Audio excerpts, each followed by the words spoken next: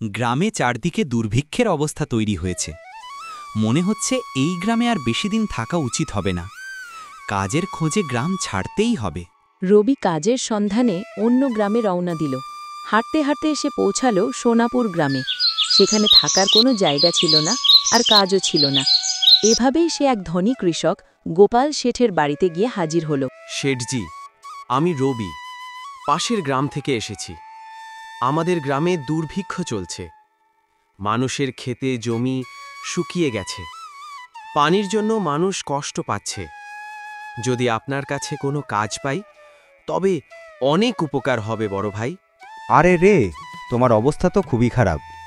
আচ্ছা, আমার কাছে একটা কাজ আছে, তবে সেটা তুমি পারবে কিনা সন্দেহ। সেঠজি, আপনি চিন্তা করবেন না। আপনি যে কাজই দেবেন আমি তা মন দিয়ে ও সৎভাবে করব। আচ্ছা শোনো, আমার কাছে 50টা গরু আর 50টা মহিষ আছে। প্রতিদিন তাদের গোবর পরিষ্কার করতে হবে, আর সকাল সন্ধ্যা খাওয়ানো পান করাতে হবে। মাস শেষে 200 টাকা মজুরি পাবা, আর 2 বেলা খাওয়া ফ্রি। আরে বাবা, 50টা গরু মহিষ সামলানো কোনো সহজ কাজ নয়। তবে আর উপায়ও নেই, অন্তত খাওয়া দাওয়া মিলছে। ঠিক আছে শেঠজি, আমি কাজটা করব। তবে একটা অনুরোধ, যদি অনুমতি দেন তবে আমি গরুগুলোর সঙ্গে গোশালাতেই থাকতে চাই। আমি এই গ্রামে নতুন, থাকার কোনো জায়গা নেই। আচ্ছা ঠিক আছে রবি, তুমি গোশালাতেই থাকতে পারো। তখন থেকে রবি গোশালায় থেকে প্রতিদিন ভোরে উঠে কাজ করতে লাগল। গরু মহিষের গোবর পরিষ্কার করত, খাবার দিত, পানি খাওয়াতো। কাজ সে খুব নিষ্ঠার সঙ্গে করত। কিছুদিন পর গোপাল শেঠ খুব খুশি হয়ে বললেন, রবি, তোমার কাজ আমার খুব ভালো লেগেছে। তুমি গরুগুলো খুব যত্ন নিচ্ছ, তাই দুধও বেড়ে গেছে। আজ থেকে তোমার বেতন 400 টাকা। ধন্যবাদ শেঠজি। এভাবেই কয়েক বছর কেটে গেল। রবি টাকা পয়সা জমিয়ে একটা ছোট কুটির বানালো। কিন্তু পরে চিন্তা করতে লাগল, গ্রামে চুরি বেড়ে গেছে, তার জমা টাকা চুরি হয়ে যেতে পারে। তাই সে গোপাল শেঠকে জানালো। হ্যাঁ রবি, চুরি তো বেড়েই চলেছে।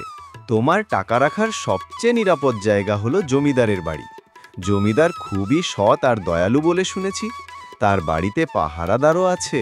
রবি জমিদারের কাছে গিয়ে তার সব টাকা জমা দিল, মোট 5800 টাকা।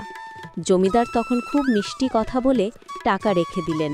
কিন্তু বছর দুয়েক পর রবি টাকা ফেরত চাইলে জমিদার অস্বীকার করে বসলেন।